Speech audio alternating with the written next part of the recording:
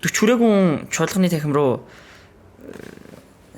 одоо юм тусал залгуулсан туслаа бариад орох бол би тэрийг бол одоо популизм гэж хэлнэ те. Иргэдэд олон нийтэд таалагдах өнцгөө барьж ийн гэж хэлнэ. Бай дүүрэн хүмүүс цуглуулад зармиг нь хөлсөөр авчирч ирээд тэгээд Монгол гэр бариад тэгснэ төрийн ордон руу дайрж орж урд өмнө нь долоож ярьслах гэдэг байсан ахыхаа ширээ рүү зөхиод тэгээд гадаа дээлтэй тэгээ би огт ямар ч ингээ юмны дарга сайд болохгүй би бүр байнгын орны ч дарга болохгүй гэж хэлээд ордон руу орж ироод тэгээд ерхий сайд болоод гараад ирэхийг би популизм гэж хэлнэ. Хосторчиг яриатай болчих ч тийм наан мохоо гэсэн юм.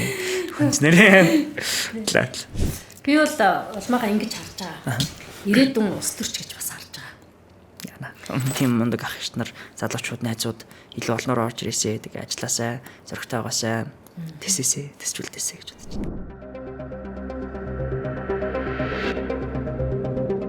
За сайн бацхан үзэгчтэй Зоригтой яриа подкастынхаа энэ удаагийн дугаарт би улам сайхан дүүгээ урьсан юм аа. За манай дүүг Норг цэгмэний үүсгэн байгуулагч. За цаашлаад огцорч агсаалын бас хүчтэй оролцогчдын нэг гэж олон нийт нийгэм бол мэддэг болсон. Гэхдээ ихчтэй одоо манай үзэгчдэд өөрийгөө яг улам сайхан гэж хинбэ гэдгийг товчхон танилцуулж өгөөч. За баярлалаа өглөө өмнө тэгээд урилга хөргүүлсэнд талархлаа.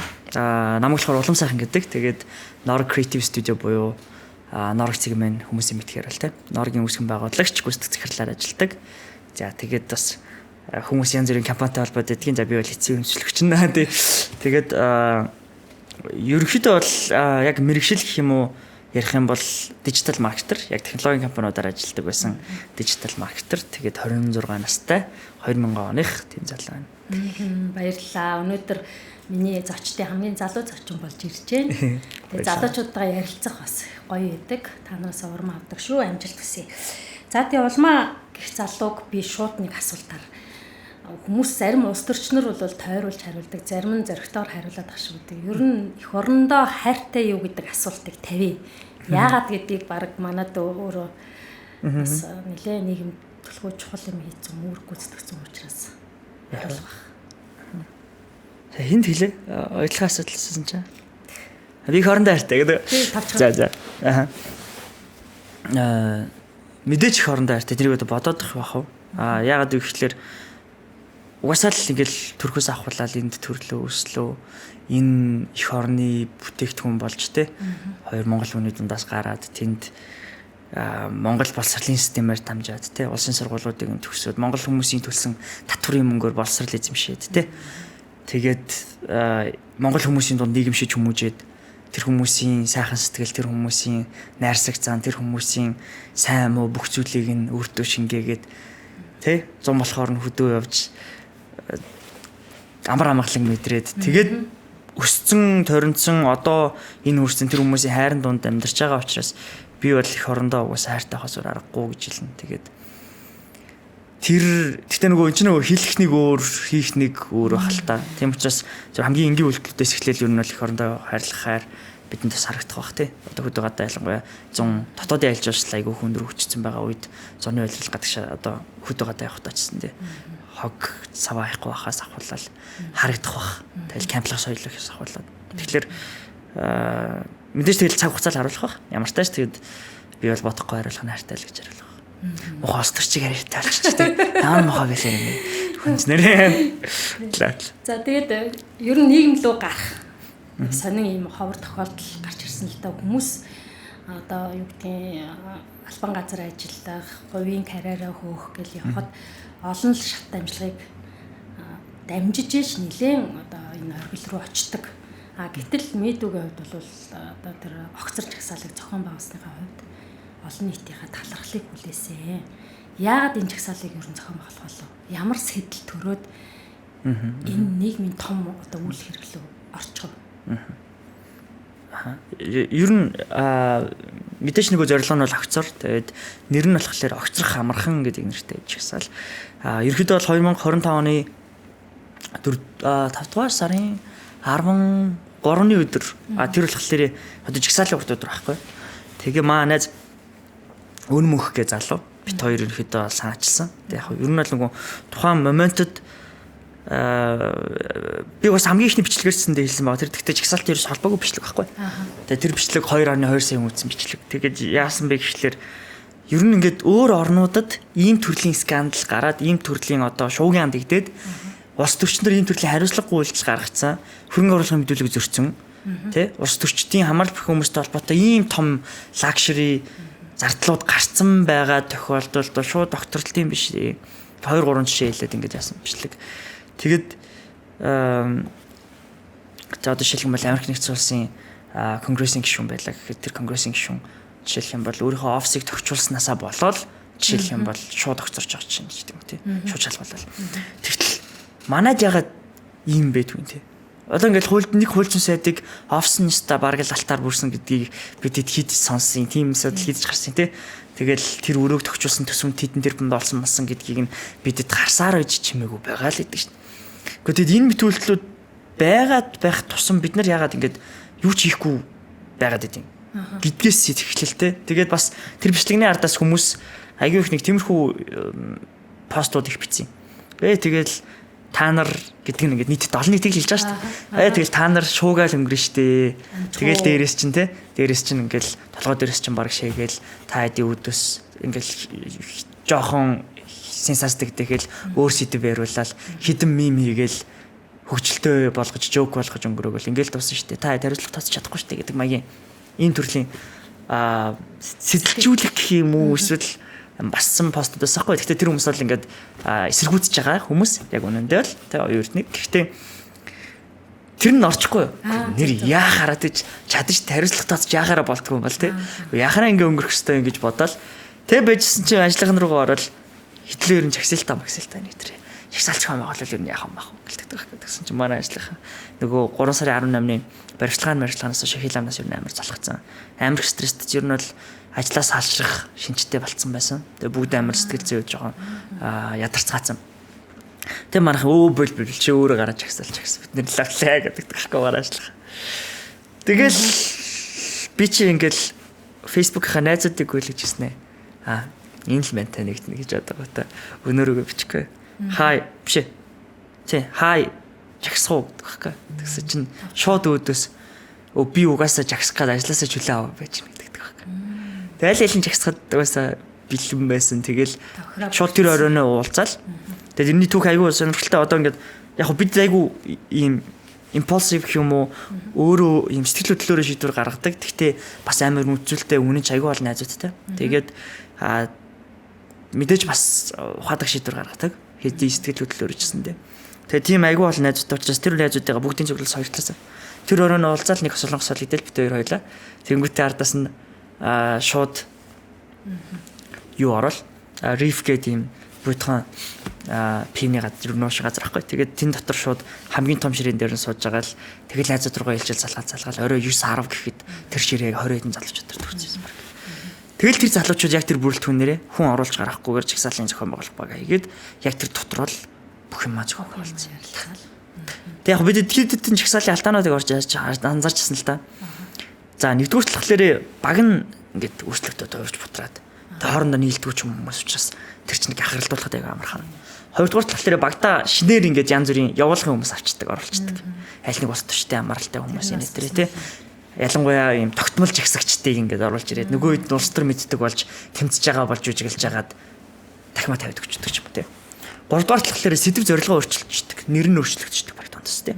Ажлаа хий гэдэг чигсаад ажлаа хий гэдэг нэргүй байсан шүү дээ тий. Тийм шүү дээ. Тий. Тэгэнгүүт тэр ажлаа хий юу гэсэн үг юм тий. Тэр хүн ажлаа хийж чадахгүй байгаа хүний эсрэг жагсчиж ажлаа хий гэдэг чинь ингээд байсан учраас бид нар аль тэр нөгөө бүгднгээс нь зайлс хийж ерөнхийдөө багийн бүрэлдэхүүн зохион байгуулалтын нэтрийг бүгд гаргасан.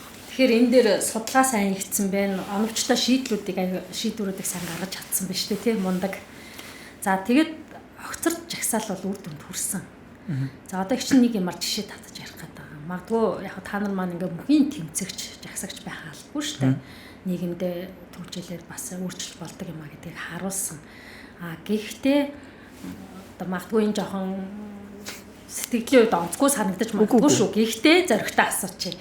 Оюутныг огцорч жагсаал бол дабл стандарт хэрэгжилж байна. Одоо гол өгсөн мессеж чинь тэр бэрийнх нь үүрсэн цүнх, брендийн цүнх үрчэн тий онгоцоор мессеж гэдэг юм уу нэг иймэрхүү мессежүүд өгсөн шүү дээ.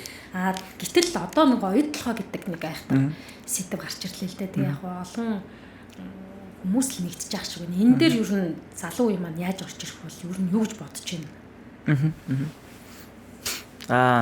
Дабл стандарт гэдгээс эхлэе.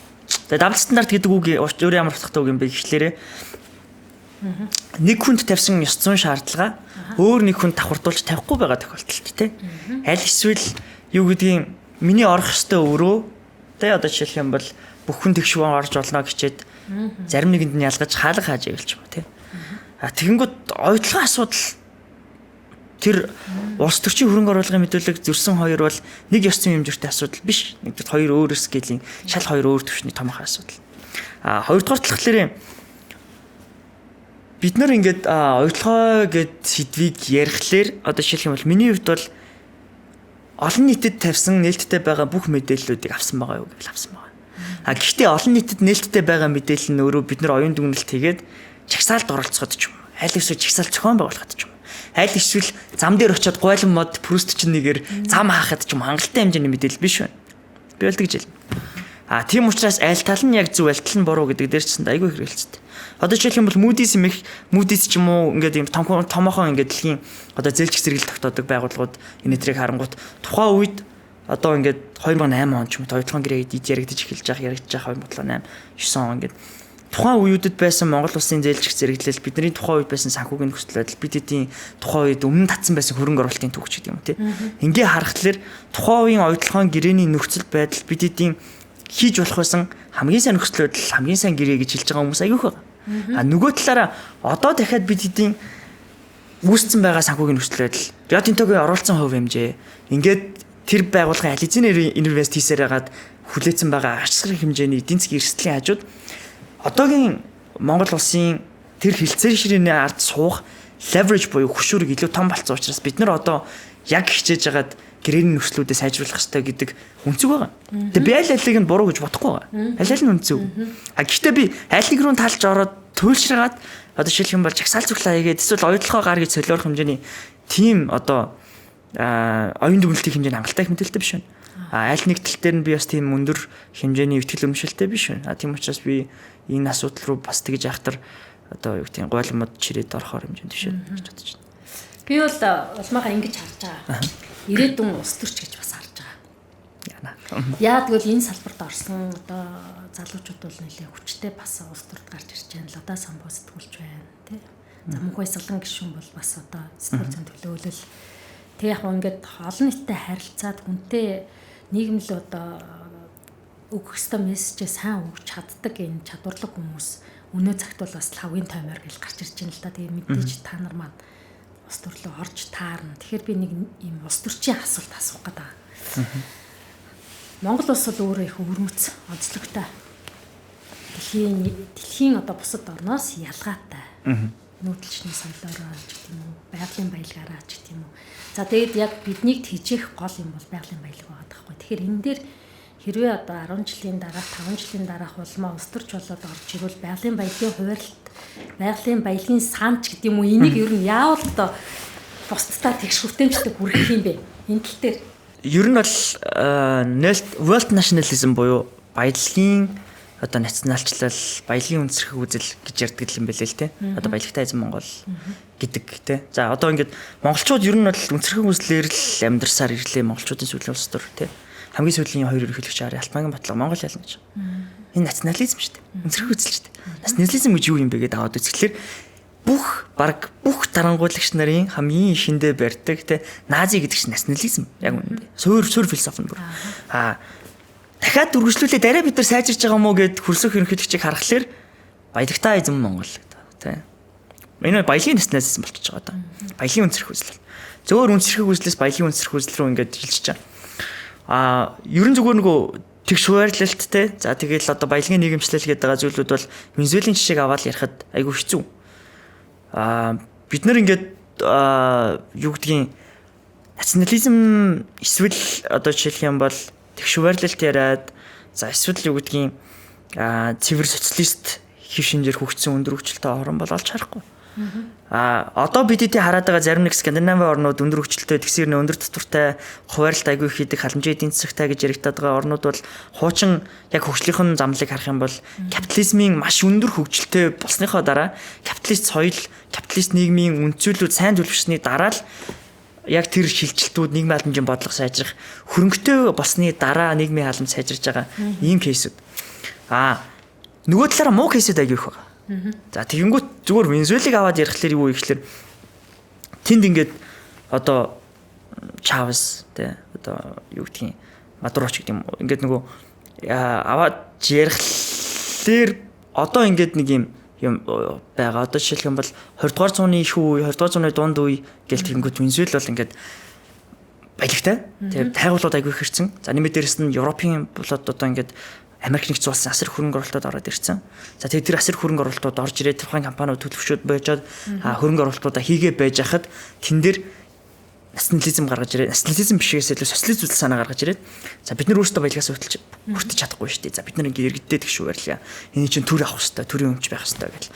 Тэгэнгүүтээ шууд томоохон бүх одоо жишээлх юм бол газрын тосныхоо компаниудыг нь эзэмшдэг одоо хоолтинг дээдлийн одоо удирдах толгой компани гаргаад ирчихэж байгаа. Одоо монголоор бол Эрдэнэс Монгол шиг тий. Тэгэнгүүт Эрдэнэс Монгол шиг ч юм уу тий.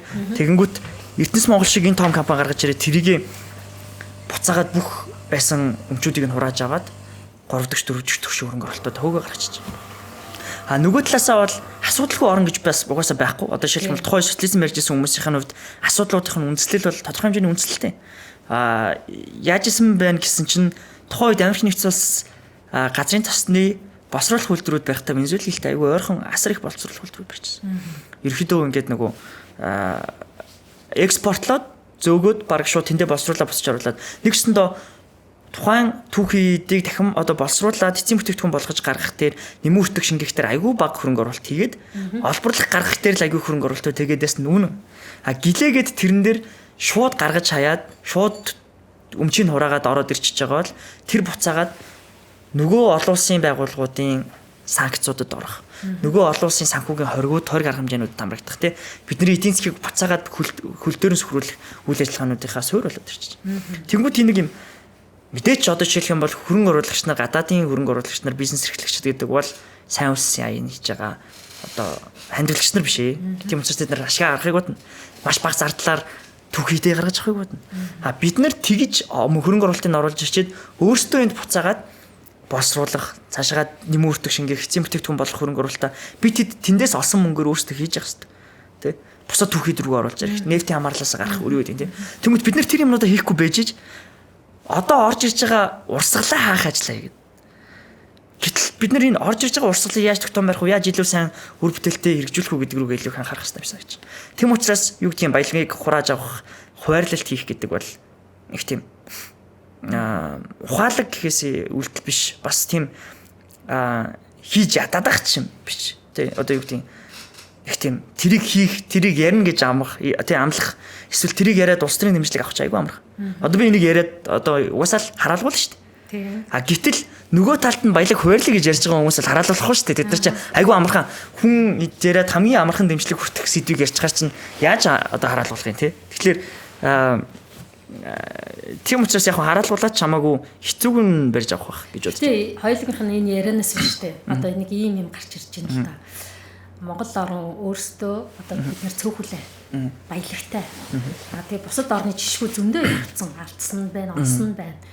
Гэтэл манайх одоо оновчтой одоо судалгаагаа хийгээд хамгийн сайныг авч суулгах байдал хяналтгүй механизм яваад байгаа байхгүй юу? Энэ дээр юу гэж бодож байна? Одоо тухайлх юм бол ерөөсө гадаадын хөрөнгө оруулагчийг таатаа нөхцөлийг бид нар хангаж явах хэрэгтэй гэд нөгөө талд найр тавиад байдаг. Гэтэл буцаад ямар нэгэн хяналтын механизм байхгүйгээс үүдээд хамаг баялаг урсаад байна гэдэг хүмүүсийн яриад байгааг бас үгүйсгэж болохгүй байгаа байхгүй. Энэ дээр эхлээд найр тавьж байгаа юу гэдэг хэсэг л. Бид нар ер нь яг гадаадын хөрөнгө оруулагчлаар хангалттай найр тавьж байгаа юу гэдэг хэсэг л. Яг жигнэсээ найр тавих гэдэг нь бол ингээд баг татвар ч юм уу те эсвэл юу гэдгийг ингээд хөрөнгө оруулагч нарыг өөрч залаад янз бүрийн форум хийгээд ах юм уу гэдэг юм бол үгүй шүү дээ бас. Тэ яг үнэндээ хамгийн чухал найр тавьж байгаа юм чинь татвар нь ч байна, юу ч байна уу, тэнд байгаа хөрөнгө оруулалтын орчин эрхцээ хувьд улс төрийн хувьд доктортой байх тий. Тэгэхэд бид нар доктортой байлгаж байгаа юу гэдэг юм бол одоо ингээд 19 он 2009 онд 8 он 9 он гэдэг оюутлогын гэрээгээд тэгэхэд үргэлжлүүлээд орж ижсэн урсгал дээрээ дахиад 12 он нэг урт нэртэй байл нэтрэгээл бид ерөөсө тэр чигтээ эргэцэн орчноо уулуурхан ялангуяа хөрөнгө оруулалтын эргэцэн орчноор тэр чигээр нь хөмрөөд 3 4 жилийн дотор томоохон ингээд эргэцэн баримтч гаргаа хуулиуд гаргаад явцсан. Тэгэхээр бид нар бол нэгдүгээр тангалтын найр тавьж чадахгүй байгаа. Тэр нь докторгүй байдлаас үүдэлтэй гэж байгаа. Ягаад докторгүй байдал байгаад байгаа вэ гэхээр популистуудаас үүдэлтэй гэж би бодож байгаа. Одоо ингээл босоо гэж ярьдаг Савгийн Ганбатараас авахлаа тий. Юу гэдэг ингээд бид популистуудаа айгүй их өөгшүүлж байгаа. Бат наримдл гэдэг юм тий. Би бол бат наримдл гэдэг хүнийг жишээлх юм бол магадгүй мэдхгүйдээ хийхгүй байгаа гэж бодоод байгаа байхгүй тий. Одоо жишээлх юм бол үнэхээр ингээд тэрэндээ итгэж үнэмшээд ч юм уу тий. Эсвэл зүгээр би яагаад энэ хүнд юм хийж байгаа вэ гэж бодхолоор популист нациг одоо тий. Би бол яг популизм хийж байгаа таалагдах хүнсгөө ярьж авч байгаа. Улс төрийн карьер хийж байгаа л гэж харж байгаа. Нөгөө талаасаа бол дахиад хяналтын механизм гэдэг гэж байгаа. Энэ дахиад буцаад нөгөө урт хугацааны ийм юу гэдгийг эдийн засаг сайжрах хэрээр нэмээд дээрэс нь нөгөө улс төрийн төлөвшил бас айгүй сайн тогтохын хэрээр хүмүүсийн ёс зүй бас айгүй сайжирдаг юм шиг санагдаж байна. Тэгээ буцаагаад бид нар тэнд нөгөө аудитын соёл нэтрээ те за нэмээд дээрэс нь төрийн одоо байгууллагын дотоод соёл сайжрах гэдэг ингээд нөгөө эрх мэдэл байгаа гэхэд тэр эрх мэдлийг багасгах гэдэг айгүй юм олон талын урт хугацааны шийдэл байж тэр хяналт сайжрах гэж бодоод байгаа байхгүй. Тэрнээс бас дахиад нэг хууль ч юм уу гаргаж ирээд ч юм уу те эсвэл тэр хууль нь ингээд пидгэл өргөс авч байгаа юм шиг бүх асуудлыг шийднэ гэж бас бодохгүй байгаа. Гэхдээ бас дахиад хэлэхэд одоо ингээд би энд яриад байгаа юмнууд болохоор дахиад л ингээд сонсож ч юм уу уншиж хүмүүсийн бичснийг харж ч юм уу тэгжэл яриад байгаа болохоос би нөх өөрөө судлаад яриад байгаа юм бас байхгүй шүү дээ. Тэгээд зүгээр яг би тэрэн дээр бол үнцэг нэг байдаг. Тэгэхээр одоо 4 жил тутамд нэг засаглал солигдоод л шүү дээ. За бүр ерөнхий сайд засгийн газар бол бараг жил ч юм уу 2 жил ч юм уу настай байна гэдэг чинь докторгүй байгаатай бол санал нэг байна. Гэхдээ энэ бүхнийг толгойлоод одоо нөгөө сонгогч нарын итгэлийг аваад сонгогдоод байгаа нам чинь ардын нам шүү дээ. Ер нь улмаа яг үзэл санааны хувьд одоо энэ их хэмжээний өргөн мэдлэг цар хүрээтэй болцсон байна шүү дээ. Улс төрийн хувьд анализ хийх дүгнэлт хийх юм чадвар өндөртэй байна. Тэгэхээр зэрэг ер нь үзэл санааны хувьд яг аль намыг дэмждгийн аль нь одоо илүү энэ нийгмийг авч явж чадна гэж боддог вэ? Эхлээд намууд үзэл санаатай юу гэдэг хэлэх байх гэж бодож байна. Тэгээ бидэд 2000 одоо Норвеч 2025 оны 3 сард л ингээд скандал болоод бүх нийтээр ч юм уу ингээд одоо ингээд 80 настай өвөө хүртэл ч юм уу ингээд 60 настай өвөөч хүртэл ч юм уу ингээд мэддэг болчихж байгаа болохоос биш. Өмнө нь бол ингээл нэг 100 гаруй мянган дагагчтай бидэд сошиал медиагийн контент хийдэг залуучуудаа хүрдэг тэмэл сувг байсан. Тэр үедээсэндээ бидэд улс төрийн маш олон идэвхтэй бичлэгүүд хийжсэн. Бидэд жагсаал болгон дээр каверлж ирсэн. Тэгээ тухайн үед бидэд нэг ийм бичлэг хийжсэн. Сонгуулийн 2023 онд сонгуулиас жилийн өмнө. Сонгуулийн тухай хууль яригдчихсэн байлаа. Тэгээ бидэд юу гэжсэн бэ гэхээр Монголд ер нь нам байхгүй. За нам байхгүй шалтгаан нь бол нэгдүгээрт арчилсан намд бол одоо жишээлх юм бол ив нэгдэл алгаа тий. За хоёрдугаарт одоо ардын намд бол үзэл санаа гэж алгаа тий эрх ашигла гэж байна. За хүн нам гэдэг бол систем алга хүний нөөц салгаж гэдэг юм тий. Ингэж ярьж исэн. Тэгэд би энэ нэр хөрслөгдсөн гэж бас айхтар бодохгүй байгаа. Гэхдээ мэдээч одоо өмнө байсныг бодох юм бол маш олон ингээд том нэг нүүдлийн явдлуудын ардаас арчилсан нам бол ив нэгдэл бас арай дээртэж ах шиг байна. Нөгөө талаасаа бас ардын намын тоглоом дотор яриа багурдаг болчихж байгаа шиг байна. Тоглоомд нь тий. Нөгөө талаасаа дахиад ардын нам ямар байсан тэр чигээрэл байгаа гэж бодож байгаа би. Мэдээч одоо хүмүүс нь өөрчлөгдөж байгаа байх. Гэхдээ хуучин байсан ардын нам дарагдагсан соёл тий. Тэгэл хантай арх угаалны нэгэ магтаал явдаг байсан тэр улс төрийн Монголын соёл одоо өөрчлөгдөөгүй байх. Тэгээд улс төрд байдаг залуучууд нь ч би дээрдэн гэж юусэн бодохгүй байгаа. Манай үеийн одоо шилэх юм бол энэ намад руу аль альныхан залуучуудын байгууллагаар зөндөөх ороод эхэлсэн байна. Тэгээ би тэнд байгаа залуучуудыг харахад ч гэсэндээ энэ улс төрийн соёл, улс төрийн хүмүүсийн одоо өмцөлөө үзэл амтлаа ярих ашигасаа одоо ингээд дэнслээд одоо өмцөлөө сонгох тэр сонголтыг чадвар сайжирсан гэж юусэн бодохгүй байна. Тийм болохоор би бол айл нэг нам дээр нь энтер гэсэн юм бол байхгүй байна. Тэтгэмний улс төрийн үзэл баримтлал жоохон байхын сонголтоо хийсэн би. Тэгээд 2015 6 нас ахуулаад ер нь яг сонголт либерал үзэл баримталтай барууны. Тэгээд манай монголчууд бас нэг ингэдгийн ялангуяа нөгөө тэр оюутлагын асуудалтай хамгийн их дэгсдэж хөөрж байгаа хүмүүс барууныг гэхлээр баруун зүг ингэж бодоод байдаг. Тий, тэгээд тэр нь одоо шилхэн мэл Америк дагсан улс төрчд нь барууны эсвэл нөгөөдөл нь зүүнний ч юм уу тий. Тэгж аяг их одоо гэтэл Америк чинь популяшны буюу ингээ хүн амаа харахаар аяг их зүгний үзлэр төлөвөөс маш ихтэй орон байдаг ч юм уу тий. Тэгэнгүүт барууны гэдгийг нөө үзэгчдэд зориулж тайлбарлах юм бол улс төрийн одоо үзлэр баримтлалын тэнхлэг дотроо арай илүү эдийн засгийн хэрэгчлөө за илүү бага татварлах тухай, төрийн оролцоо айгүй бага байлгах тухай, за нэмээд дээрэс нь улс төрийн эрх мэдлийг институтуудаас тухайн нэг субъектээс илүү бага байлгах тухай, тараанд байршуулах тухай, за зарим тохиолдолд хууль эрх зүйн орчин журамлалтуудыг илүү бага гаргах тухай ойлголт. За яагаад ингэж бага адилхан савраа тат гэдэг үзэг гаргаад байгаа вэ гэхлээр бүр хувийн эрхчлөөний философи нь объективизм буюу өөрөө өөрийнхөө амьдралыг шийдэх гэдэг үзэл баримтлалаас гаралтай. Цаашлаад эдийн засгийн эрхчлөө яриад байгаа шалтгаан зүгээр л одоо бид нар одоо ковидын үеэр Pfizer гэл вакцины тоолбоцсон асуудал гараад ирж байгаа. Гэтэл Pfizer гэдэг компани бол Америк нэгдсэн улсын эрүүл мэндийн салбарын хамгийн өндөр хэмжээний ингээд манипуляц хийдэг хамгийн өндөр хэмжээний корпоратизм буюу тухайн төрдөө корпорацийн зүгээс нөлөөлөх хууль журмалтууд гаргуулах өөрсдөө давуу байдал олгох талаасаа нөлөөлдөг компаниудын нэг баг жишээ. Тийм учраас тэрнтэй холбоотой скандалууд агиух гараад чимээг болж дарагдаад байгаа ч гэдэг юм тий. Тэгэнгүүт энэ яавал багс юм бэ гэхлээр төр тэгж журмлах эрх мэдэл нь илүү бага байвал багсдаг ч гэдэг юм. Ингээд айгүй их нюансууд байгаа. Тэгээд үндсэн бол асуудал нь тийм учраас тэндээ итгэдэг учраас би бол барууны буюу одоо сонгодог либерал үзэл баримтлалтай гэж өөрийгөө тодорхойлж байгаа. Тэгээд тэр чиглэлээрээ ч гэсэндээ одоо Монголд байгаа залуучууд тэр үзэл баримтлалтай залуучуудтайгаа одоо санаа нэгдэж явдаг. За нэмээд дээрээс нь тэр чиглэлийн намууд гарч ирвэл аль болох дэмжих боломжтой бодолтой байдаг ч гэдэг юм уу тий. Аль болох оролцох хүсэлтэй байдаг ч гэдэг юм уу тийм байдаг. Тэгээд одоогийн байдлаар бол одоо ингээд нөхцөл байдал одоо ингээд цаг хугацаа би өөрийгөө улс төрт бэлэн биш гэж бодож байгаагаас хамаарат би улс төрийн намын гишүүнчил байхгүй. Сонголт хийгээг байгаа. Тий. Тэгэхээр зэрэг энэ либерал ардчилсан ном гэл одоо уг нь сонголтоо хүмүүс хийх ёстой шүү дээ. Биднэрт эрхчлөө, эдийн засгийн эрхчлөөг олгож гин бүх юмны эрхчлөөг олгож гин гэдгийг бол бүх тухамсарлаж мэддэг. Гэхдээ сонголт тийш очихгүй байна. Шалтгаан нь бол ардчилсан намыг эрхчлөө олгоё гэдэг юм гэдгээс эхлэх ёстой шүү. Бах гэж боддог байна. Тэгээ одоо жишээлх юм бол хүүхдийн мөнгөд ардчилсан нам эхлээс гэдэг ч юм уу те. Одоо ингээд ихэнх одоо юу гэдгийг баялагын тэгшүүрэлт холбоотой популистууд ардчилсан нам их. За хамгийн хүчтэй л биш баг. Гэхдээ одоо 2010-ад оны улс төрч нарын хамгийн хүчтэй нь бол тэгтээ ардчилсан намын популистууд. Хэлбэгдүүж ерөнхийлөгч Монголд одоо ирсэн байна гэж сураг шуумд уулзж байгаа шүү гэсэн. Хэлбэгдүүж ерөнхийлөгчийг бол би популист гэж хэлнэ. Ер нь бол маш том популист байсан гэж хэлнэ. Тэгээд би одоо улс төрийн зарим нэг соёлын хувьд бол авах талууд байгаа байх. Гэхдээ тэр хүний популизм бол Монголд хороо хийцэн гэж боддог. Тэр хүний популизмыг дагсан улс төрч нар нь одоо ардын намаас гарч ирсэн гэж би боддог. Тийм болохоор би ардчилсан намыг тийм амар удлаг эрхчлөөний нам гэж бас бодохгүй байна. Тийм учраас одоогийн байдлаар тийшээ сонголтоо хийхгүй байгаа гэж бодож байна. Гэхдээ би ардчилсан намыг сайжирж байгаа гэж бодож байгаа. Тийм. Маш сайн дэрдэж байгаа гэж бодож байгаа. Маш чухал нюанс гаргаж ирж байна. Яг хүмүүсийн сонголт хийх шалтгаан дээр бас дүгнэлт хийх хэрэгтэй одоо намайг. Тэгэхээр энд бол одоо бас залуучдын төлөөлөл үгээлж штэ. Шалтгаан шүү. Яа.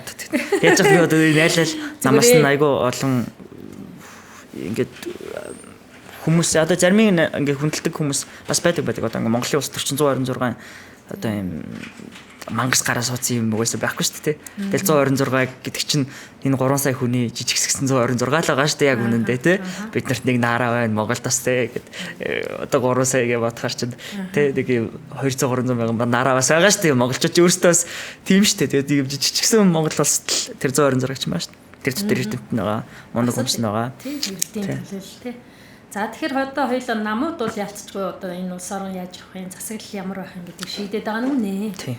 Гэхдээ хамгийн том оролцоотой хэсэг бол иргэний нийгэм байдаг. Иргэний нийгэм иргэд юу нь ямар байна өнөөгийн. Манай улсын чинь ихэнх залуучууд байгаа. Нийгэм маань юу нь ямар байна.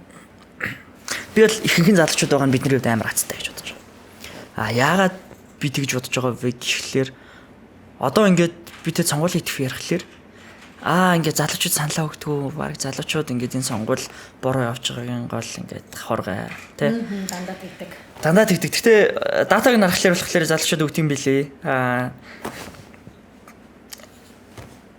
65-аас дээш нас за боли 55-аас дээш насныхан ингээд 90% юм уу 87% ч юм уу ингээд саналаа өгсөн байгаад тэр нийт саналаа өгсөн 55-аас дээш насныхны тоо 18-аас 40 насныхан 70% саналаа өгсөн тэрнийхэн 70% саналаа өгсөн хүмүүсийн тоо хоёрын залуучуудын тоо илүү болно. Залуучууд саналаа хувийн хувьд бага өгөөд байгаа ч гэсэндээ яг өгж байгаа саналын жин дарж байгаа одоо тоо нь бол залуучууд их. Ер нь бол залуучуудын сонголт гарч байгаа юу гарч байгаа. Гэхдээ нэг нюанс байгаа нь энэ нь профессионал тогтолцоон дээр л гарч байгаа. Ягаад гэвэл томсгосон мажигчдаар тогтолцооны тойрог хуваарлтын систем буруу байгаа. Тойрог хуваарлтын систем буруу байгаа гэдэг нь бид нар газар нутаг тэгээд тухайн одоо ирэх барьж байгаа намын лоббигоор тойрог хуваарлаж байгаа. За бид нар хаана олон момондод хуваарлал өөрсдөө их судал авч үлдэхгүй гэдэг байдлаар тойрог хуваарлалт гэж байгаа. Тийм учраас цөөнхөн амтай ер нь олон мандаттай тойрогд байгаа тийм.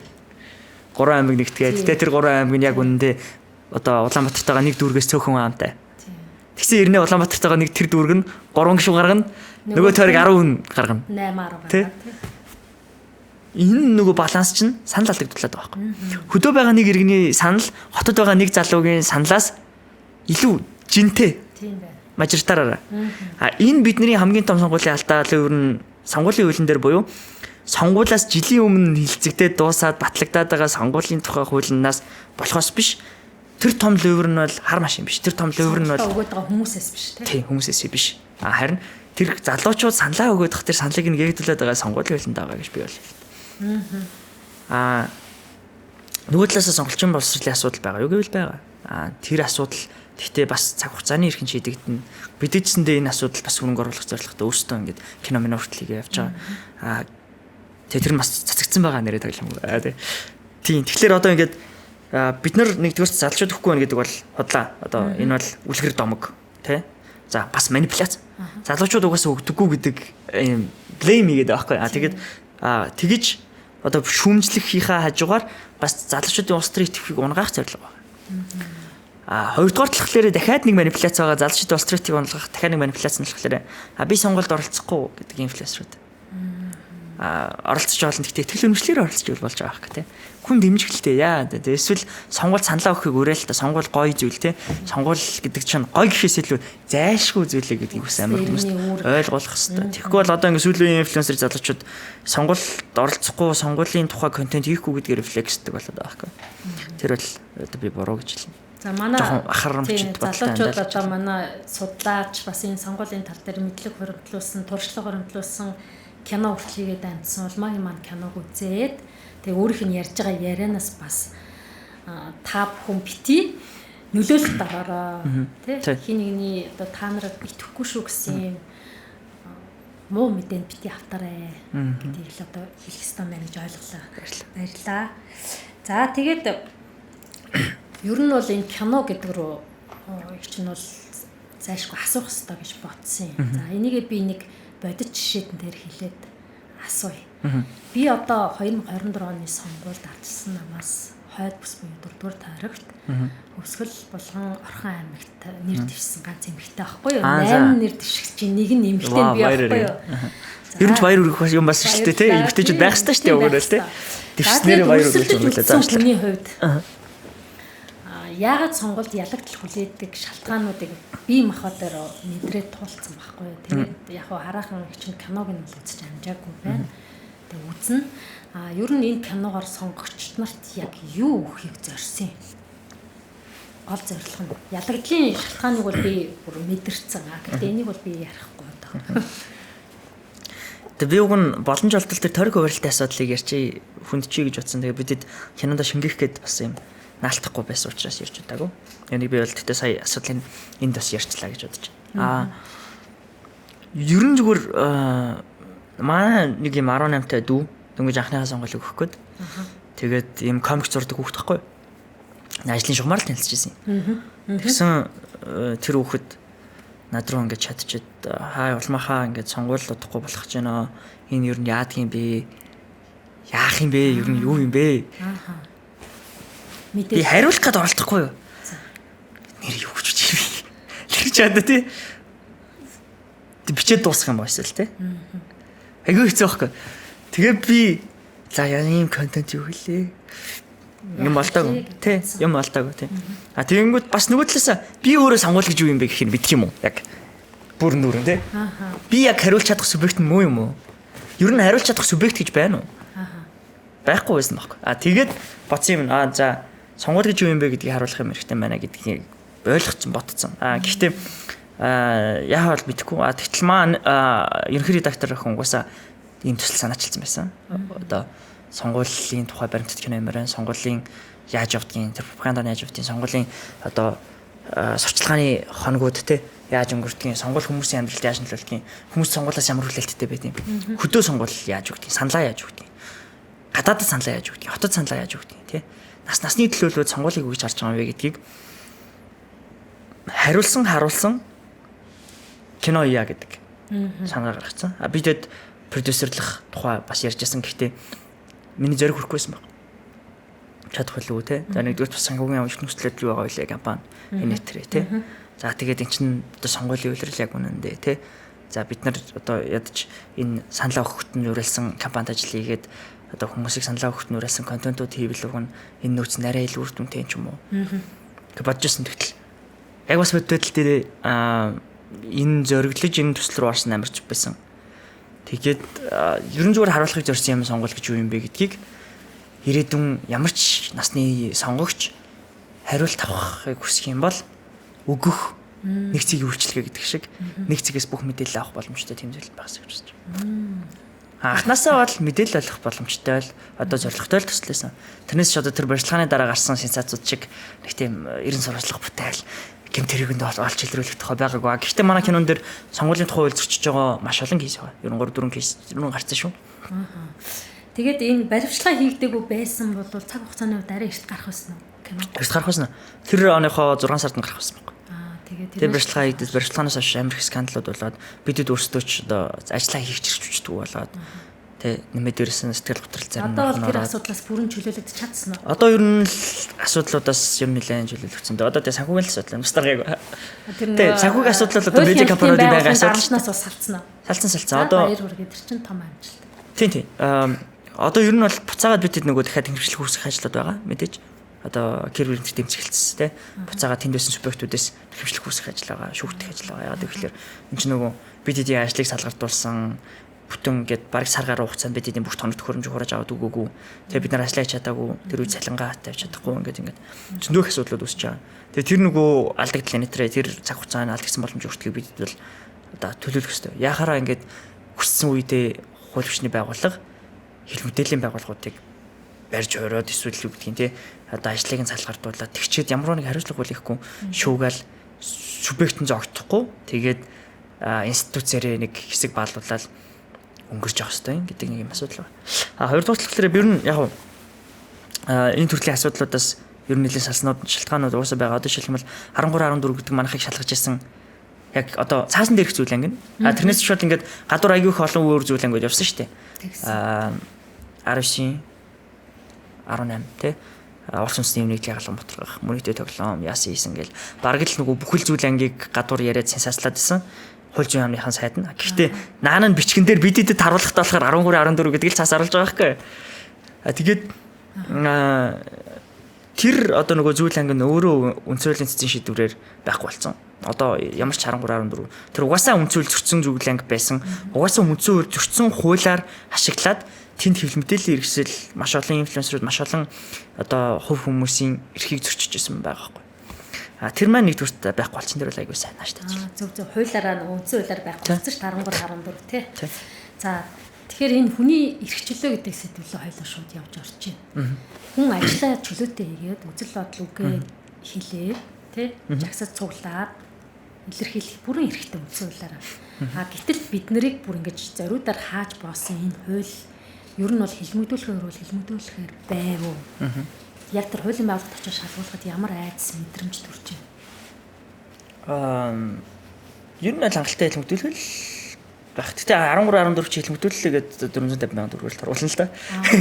Тэ? Тэгээд яах вэ нөгөө? Тэгтэл яах вэ хилмигдүүлнэ. Тэ. Хамгийн гол нь 13 14-өр юу агаад бүх юм нь хурааж авч агаад шалгаад тэгээд ноото юм байвал илрүүлээд өөр зүйл ангиар цаашаа зүйчлээ явчихдаг байхгүй. Тэгээ манай дээр уусаа тийм байхгүй. Бид төөл зөрчсөн юу ч байхгүй. За татвараа жоохон төлөөг удаасан баг. Тэрнээс ч одоо манай дээр бол ямар ч тийм хууль зөрчих хүндлэлтэй боломжтой юм байхгүй. Бас айгүй олон хэмжээлийн байгууллагууд тухайн үед дэмжиж хилэлцлийн бахурал дээр нэржсэн маш олон хүмүүс дэмжиж бидэд дээр бас дуу хоолой өргөжсэн шалтгаан нь бол за эднийх яаж л одоо гинтэр хийв гэжтэй бас ойлгомжтой эн чин ихчлэн алдчих штэ гэж бат итгэжсэн маш олон хүмүүс байсан учраас тэнд айгүй юм тэмцэл нэгтэл гарсан юм байна. Хэрвээ тийм юм байхгүй бол явуулчихвал юм билээ. Гэхдээ нөгөө талаасаа бас хэлээд байгаа юм бид одоо жишээлх юм бол залуу байсных ч юм уу эсвэл хангалттай одоо ингээд тоортой байлаар муухай юмнууд нь орж хамжаагүй байсан ч юм уу эсвэл угаасаа орохгүй дээ ч юм уу ямар тач бид эдийн нөхцөл байдал дээр бол 13 14-ээр дамжуулаад олж авсан манай бүх бачиг баримт манай бүх одоо гэрээг хулбарлаад аваад үлдсэн. Манай бүх клиентуудыг дуудаж авч болсон. Одоо манай бүх клиент гэдэг нь манайтай гэрээ хийсэн бүх албан байгууллагаас төлөвлөл цагдаагийн байгууллага дээр дуудаж авч болсон. Нэмээд дээрэс нь манай бүх тоног төхөөрөмж бүх файлуудыг хурааж аваад өөрсдөө үзсэн. Үүний ардаас үргэлжлүүлээд одоо хайх шүүх ямарч хуулийн зөрчсөн алдаатай нотой юм олоогүй учраас бид нар одоо энд байж байгаа. Гэхдээ нэг сэжмээс ийм том хэмжээний үнэлэг шалгалт хийж одоо бүр тэр байгууллагыг уналтанд оруулж энэ залуучуудын зоригийг мохооно гэдэг чинь өөрөө Монголоос ямар хэмжээний дарамтлалтай байгаа юм шүү. Тэ үндсэндээ. Тийм. Бид нар дарамгуулалт байгаа. Тэгээд нэг намын дарамгуулалт байгаа. Тэгээд аз болж яг бид эдийн нөгөө скандал одоо ингээд нөгөө скандал буюу шууган дүүлэн шууган гардаг энэ нөгөө тухайн нөхцөл байдал дээр бол тэр нөгөө нэг нам нь хоёр багтсан байсан. Тийм учраас divisive буюу ийм хуваагдaltaй байсан нөхцөл байдал нь өөрөө дарангуулал бас яг амьлах боломжийг бүрдүүлэхгүй байсан. Хэрвээ нэг талтаа гарцсан тохиосон байна. Тэг нэг талтаа гарцсан байсан бол дарангуулалт. Ер нь одоо ч гэсэндээ одоо бол бараг нэг талтаа гарцсан шүү дээ. Та юу гэж бодож байна? Ер нь бол энэ хуваагдал Монголын ард түмэнд их ашигтай байсан шүү. Харин тэгтээ та юу гэж бодож байна? Одоо буцаад яг харагдах гадаад байдал нь их цул байх дуртай. Тэгээд ер нь манай арсан нам шиг үзэл санаа нийлэлтэй хэлэх одоо алга ташгүй байх таших энэ нь айгу хэцүү өөр штэ. Бүр яг ингээд нэг хүний дарангуул байдаг, нэг үгээр байдаг, командаар байдаг ч гэх юм уу. Тэгэхээр та бол одоо гаднаа л нэг болж байгаа харагдах гэж үзэж байна гэж бодож байна. Би бол гаднаа л нэг байна гэж болж харагдаж байгаа. Цаанаа бол дотоод зөрчил нь бол арилааг байгаа л гэж үзэж байна. Тийм. Дотоод зөрчил ажиллаагүй байгаа байх. Гэхдээ хүчний үед айгүй нэг тал дарчлаа гэж бодож байна. Сая одоо ч их сая л та. Одоо би ингээд улс төр ярихлаар одоо зөвлөгөөж айдаг л болчихлоо юм л та. Дахиад ингээд нөгөө хавчив нөгөө дайралт руу ороод ирэх. За гэхдээ ямар тач сая нийслэл нэг талтаа гарчих шиг болно лээ. Тэ? За засгийн газар дээр тохиргоо игээд тэнцүү барилт хийх шиг боллоо. Тэнцүүж явах тий. Хүчний хав барилтаар тий. Танилын тэнцвэрлэлцээ барилт хийх шиг боллоо. Улсын хурлын дарга авцсан. Ерхий сайд авцсан. Ингээ харахаар айгүй нэг талтаа хүчүүл нэг талтаа төвөл шүүхэн байгууллага нэтэрэ. Айгүй нэг талтаа байх шиг байна. Гэхдээ энэ дээр нөгөө ньютрал байх хэвээр институцууд бол дарангуул тазаар тавьж байгаа л та. Одоо ингээ юу гэдэг тий. Шүүх хэрэг зүйл одоо цааны мэдэрсэн одоо цэцч гэдэг юм тий. Гэхдээ яг одоо ингээ буцаага бүгдэн дээр нь сая миний дурдсан ньютрал байх хэвээр буюу дундыг баримтлах хэвээр институцууд дээр ч гэсэндээ өөлөх юмуд бас байгаа. Гэхдээ ямар ч тач нөгөө иймэрхүү институцууд байгаа гэдэг маань арчилсан байгаа гэдэг юм бас жоохон чүчүүд баталгаа. Нэмээд дээрэс нь бас маш сайн хуваарлагдсан, хуваарлалттай хуваагдсан нэмээд дээрэс нь тэнцвэртэй парламенттай байгаа аз болж. Нэмээд дээрэс нь сөрөгч нөгөө талтай байгаа. Тэгээд би тэрэнд баярлж байгаа. Гэхдээ бас дахиад ерөнхийлөгчийн сонгуул дээр харагдана л та. Яг үнэхээр бас яг сөрөгч мөн үү гэдэг нь бас болж байна уугүй юу гэдэг бол дүнгээ тавилна л та. За тэгэхээр ард түмэн бол нүдтэй байхгүй юу? Олны одоо тэр оноолт шүүлт гэдэг чинь амар одоо өндөр байдаг. Тэрийг бол ус төрч нарт хэдийлэн одоо мэдрэхгүй мэдрэмжээ алдчих гэдэг юм ингэж харагдаад байгаа. За энийг би юу асуух гээд байна вэ гэхээр одоо нийслэл дээр нэг талтаа гарцсан засгийг одоо тэнцүү хуваацсан ч гэдэг юм ингээд нөгөө өмнөх хэдэн биенээ одоо хэдэн тэр бумаар ийцэн хэдэн их найдаар ийцэн гэ баахан мэдээлэл цуусууд буцаад бидрийг удирдахаар энэ одоо нөгөө шудраг тогтолцоо. Ивэлж байгаа да гар барьж байгаа да. Тийм ингээд бидний хитрхи дорд үзээд байна л та. Тэгээ энэ дээр тэр өмнө. Тэгэл тийм штэ. Тэгээд өөр яг одоо бас яах юм те жишээлх юм бол ийм байгаа кейс болгон дээр нь хин нэгэн гараал дахиад байнга ч гэсэн юм уу эсвэл яах юм те бас айгүй хэцүү баг. Гэтэ ямар ч тач биднийг бол орд үзэж байгаа бас үзэгдэл би бол мөн гэж хэлнэ. Байл тантай яг санал нэг байна. Тийм бас нөгөө талаасаа яагаад нэгээ нөгөө хариуцлагыг нь тулгаж гүйцэхгүй байна гэдгийг бас гайвах байгаа байхгүй. Тэгэхээр энэ нөгөө том хэмжээний одоо хулгайн бүлэглэл бүр бүгдийг хамарцсан болов энэ донд ер нь шудраг хүн байхгүй болсон юм шүү. Тийм тэгэхээр бас өрөөсгөл одоо яа тэгэхээр айгүй шинэ улс төрчнөр байгаа. Тийм. Айгүй шинэ улс төрчнөр байгаа. Тэгээд бүлэглэлээс ангид байхыг хичээж байгаа айгүй хүмүүс байгаа. Тэгээд би л хувьдаа тэгж айгүй их итгэж байгаа. За энэ итгэл. Тэгээд маш гэгэл болж байгаа. Ер нь Монголын улс төр амар гоё болж байгаа. Би бол бүр ингээд за ер нь гайгүй өөрчлөгдөх юм дэ гэж бодож байгаа. Гэтэ мэдээж бас өргөс авч байгаа юм шиг биш. Гэхдээ би бол амар юм эрэг бодолтой байгаа. Вау, нэг үе явахад бас өөрчлөлтлөө шүү. Гişүүд нарай өөр дуурдаг болчихлоо шүү. За нэг үе явахад нам болгонд бас нэг шүглүүлэгч нартай болчихлоо шүү гэдэг юм бодолтой байгаа.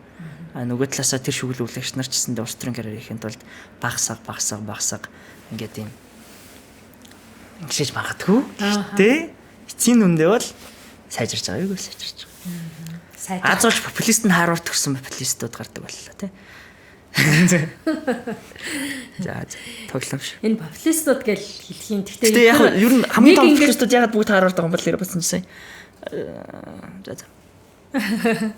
Сонсохоор асчаарай бодлоо. Тий, одоо ингээд сонсохоор харахаар зөв ч юм шиг юм ярьдаг штэ. Тэгээ яад энийг буцаад одоо ард түмний талд дуурч байгаа хүмүүсээ популист гэж цоллоод, үндэсний эзэлтэн гэж цоллоод хэтэрхий бас их харлуулах юм механизм яваад байна л да. Энэ гүхүү би тэгж бодохгүй наа. Яагаад гэвэл хит харлуулад байгаа юм уу гэдгээс эхэллээ л да тий. Хит харлуулад байгаа юм. 40 хүрээгүй чуулганы танхим руу одоо юм тосол залгуулсан туслаа бариад орохвол би тэрийг бол одоо юм популизм гэж хэлнэ тий. Иргэдэд олон нийтэд таалагдах өнцгөө барьж ийн гэж хэлнэ. Тий. Юу гэх юм ингээд нөгөө популизм л байгаа хгүй. Яг үнэнд одоо ингээд хамгийн энгийн жишээ нь тий. Одоо жишээлбэл оюун эрдэнэ гэдэг хүнийг би популистээс ингэж хэлнэ тий. Одоо жишээлх юм бол талбай дүүрэн хүмүүс цуглуулад зармиг нь хөлсөөр авчирч ирээд тэгээд Монгол гэр бариад тэгснэ төрийн ордон руу дайрж орж урд өмнө нь долоож ярьслах гэдэг байсан ахыхаа ширээ рүү зөхөд тэгээд гадаа дээлтэй тэгээ би огт ямар ч ингээ юмны дарга сайд болохгүй би бүр байнга орны ч дарга болохгүй гэж хэлээд хордон руу орж ироод тэгээд ерхий сайд болоод гараад ирэхийг би популизм гэж хэлнэ тий. Эсвэл юу гэдгийг Монголын хамгийн том эрхчлөөнийхэн туг талбай болсон намын удирдахжсэн тий намын удирдахчаад за нэмээд дээрэс нь Монголын хамгийн том эрхчлөөнийхэн бэлэг тэмдэглэсэн чагсаалыг нь удирдах явсан хүн тий хамгийн их эдийн засгийн эрхчлөө ярих хэвээр баруун төвийн үйлчлэл баримталтай гэж одоо ингээд өөрсдийнхөө хуралдаж тогтсон намынхаа ингээд үйлчлэл баримтлал дүрэн дээрээ бичсэн хүн хүүхдийн мөнгө санаачлахыг би популизм гэж хэлнэ. Тэгээ би тэдний бүгдийн популистууд л гэж хэлнэ. Гэхдээ энэ нийгмийн халамж гэдэг юм байх ёстой юм шүү. Тийм одоо нийгмийн халамж байх ёстой юу байх ёстой л гэдэг. Бид кинонд ирсэн нийгмийн халамжтай холбоотой юм өнцгүүд гаргасан. Тэгээ та бас боломжтой л үзээрэй. Би тэгэхдээ ямар тач нийгмийн халамж огт байх гэсгүй гэж бол хэлэхгүй. Нийгмийн халамж байх ёстой газартаа байх ёстой. Тэгээ тэр нь хүрхстэй хүмүүстэй хүрдэг байх ёстой. Тэн дахиад таны ирсэн нөгөө хяналтын асуудал яригдана. Одоо бид идэвхлээр нөгөө давхарцсан цагаар 2.2 сая хүн халамж авч байгаа. Аимшигтай.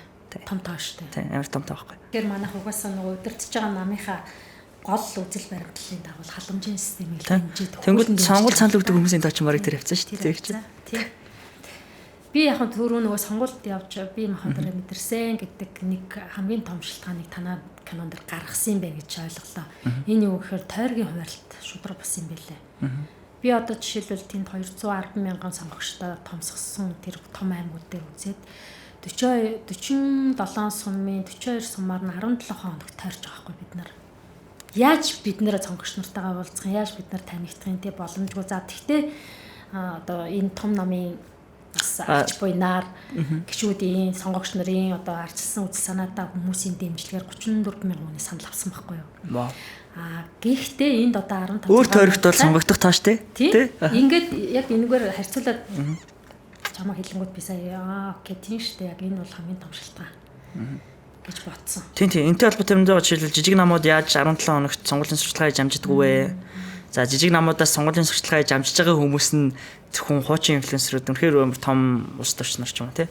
Аль хэзээ ингээд өмнө нь том фолловер бейстэй улс төрчнөр л байна. Шин залуу улс төрчнөр эсвэл шинээр сонгогдохыг зорж байгаа улс төрчнөр жижиг намуудад ямар ч юм сонгуулийн одоо хитрхи том тойрогт газар нутгийн хитрхи том тойрогт тэгээд маш өндөр зардалтай сонгуулийг боломж байхгүй тухай яаж том мөнгөтэй улс төрчнөр нь стадионд үргэдэг тухай ингээд бид нар бүгдийг нь харсан. За тэгэхээр тэр кино бол мэдээж дараагийн одоо энэ 27 28 оны сонгуульд нөлөөгөө үзүүлэх баха. Би л баяртай шүү. Баярлалаа.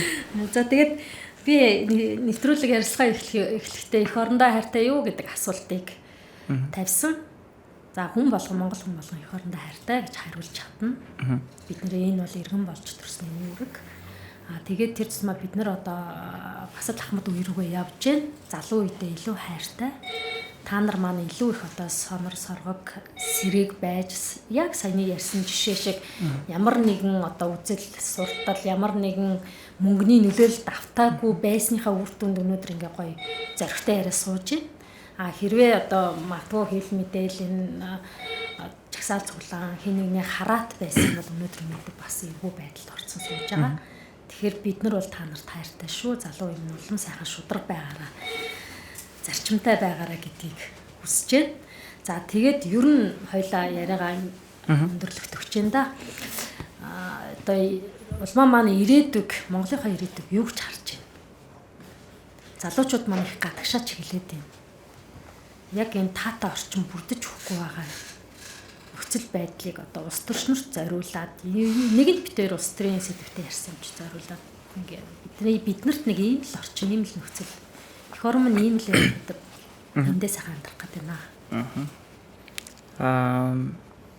Brain drain буюу тархины шахагдалт гэдэг ойлголт байдаг. Тэгээд тархины шахагдалт гэдэг нь том зургаараа ямар үгүй гэхлээр Монголд төрөөд 2 монгол хүний дундаас гараад бид түрүүн Монгол тартай юу гэдэг тухай ярьж байгаа юм тест. За ингээд монгол хүмүүсийн төлсөн татврын мөнгөөр улсын сургуульд төгсөөд 12 жил те. Хувийн сургууль төгссөн ч монгол хүмүүсийн татврын мөнгө тэр хувийн сургуулийн шин данс руу ордог штэ. Бас хүмүүс мэддэггүй юм шиг байна. Би та нарын мөнгөөр сурцсан марцсан гэдэг хувийн сургууль төгссөн хүмүүс гүү байхгүй те. Нэмээд монгол хүмүүсийн тавьсан замаар явж сургуультай яваад те. Монголын татврын мөнгөөр монгол хүмүүсийн тавьсан одоо ингээд нийтийн тээвэрт нь суугаад эсвэл те. Ингээд бид нар битүүн ингээд Монголын ингээд хөрөнгө оруулалт нэг хүүхэд нэг ингээд төгсөгч гаргах болгонд монголчуудын хөрөнгө оруулалт явж байгаа юм. Тэгээд зарим нь засгийн газрын тэтгэлэг аваад те Монгол татвар төлөгчдийн мөнгөөр гадагшаа сураа буцаж авч. Тэгээ ингэж хөрөнгө оруулалт авч авсан хүн төгсөнгүүтээ гадааддаа ажиллаж ивэл энэ эдийн засгийн дүнгээрээ тархины шахагдалт болоод орж ирээд байгаа. Энэ зүйл аягүй их байсан уу байгаа юу гэвэл байгаа. Гэхдээ буцаагаад Монгол руугаа ирж эх орондоо ажиллаж байгаа мундаг болсон хүчин залуучууд ах эгч нар маш их болж байна. Бид нар аягүй их баяртай байгаа. Тэгээд одоо жишээлбэл би 2 л жишээ дурдъя гэж бодож байна. Би нэг нь л болохоор одоо нийт алтан жишээлж байгаа юм. Тэгээд би тэрийг бол бас аягүй хэрэгтэй кейс гэж бодож байгаа. Сая бас оюутлын юуд дээр оролцох шиг бол. Одоо ингээд намайг улс төрч марцсан болгоо явчихсан. Тэр хүн улс төрийн алтан тушаалтан биш. Улс төрийн алтан тушаал ашдаггүй. Томилгооны алтан тушаал дээр байгаа. Тэм учраас би магтчихъя. Тэгээд дараа төвчм шиг юм л мэдгүй шүү. Тэгээд хулан гэдэг ч байгаа би бүр хуучин ковидын үеэр клуб хаусаар дамжуулж найзуудалжсэн. Тэгэнгүүт мань хүн бол ялчгүй HSBC гэдэг одоо дэлхийн хамгийн том банкнуудын нэгт ажилладаг байсан. Тэгээд нэлийн өндөр алтан тушаалд ажилладаг байсан. Тэгээд Монголд ирээд бас залуучууд санхүүгийн боловсрал за тэр дундаа бүр яг мэрэгсэн одоо санхүүгийн шинжээч хөрөнгө оруулалтын шинжээч болоход нь тусалсан зам заадаг одоо тийм инфляцийн үүрэг гүйцэтгэдэг байж байгаад саяхнаас бас сангийн амд дэд цадж байгаа юм ихтэй байгаа. Жишээлбэл энэ бол амар том тархин шахалтын эсрэг жишээ гэж бодож байна. За нөгөөдрийн жишээлх юм бол мандуул гэдээ бас нэг ах байгаа. Тэгээ мандуулахын хувьд болохоор SBI Holding гэж Японы хамгийн том дижитал банкинг цахим одоо санхүүгийн үйлчлэг үзүүлдэг байгууллага нь одоо дэлхийд алдартай санхүүгийн одоо мундаг хөрөнгө оруулагчийн яг CEO оффист нь доор нь ажилладаг байсан. Хүн одоо Монголд буцаж ирээд их орондоо хөрөнгө оруулалт хийгээд. Тэгээ энэ хүн бас ингээ Монголд одоо хэдэн сая доллар, олон 10 сая долларын ингээ хөрөнгө оруулалт татхад нөлөө үзүүлж ирсэн юм ч гэдэг тийм. Тэнгүүт ингээд гоё сонсогдсон. бид нар ингээд амар гой залуучууд Монголд ирээд нөгөө талдаа нөгөө гарч байгаа ч гэсэндээ гадагшаа гэдэг байгаа ч гэсэндээ буцаа Монголд ирж байгаа айгүй олон гой залуучууд байгаа байхгүй. Тэгээ бид нар тэднийг айгүй их анзаарах хэрэгтэй юм шиг байгаа. Тэгээд ийм залуучууд сулан болон болсон. Тэгээ Монголд эдгэшхийн тулд эх орондоо уусахын тулд айгүй хугацаа зарах бах энэ мундаг ах эгч нар маань. Гэхдээ дахиад уусахын тулд төвчээр хэрэгтэй байна. Тэгээд тэгэж төвчих нь жинхэнэ хорондоо хайртай юугүй гэдгийнх нь шалгуур болох байх гэж бодож байна. Тэгэхээр ямар тач би тийм мундаг ах эгч нар залуучууд найзууд илүү олноор орж ирээсэй тэгээ ажилласаа зөрөгтэй байгаасаа тэсчүүлдээсэй гэж бодож байна. Баярлалаа. Гоё. Маш гоё сэтгэлээ хэллээ тий. Одоо бид нар бол байгалийн баялагийг шүтэж бас хийх ингэж одоо тийш анхаарлаа хандуулдаг. Гэтэл бидний үндэсний маань хамгийн том баялаг бол залуучууд, хүүхдүүд, ирээдүйн минь юм. Тэгээ ирээдүйг гэрэлтэй авах болтугай. Дүүдээ ажилтнаа амжилт хүсье. Баярлалаа.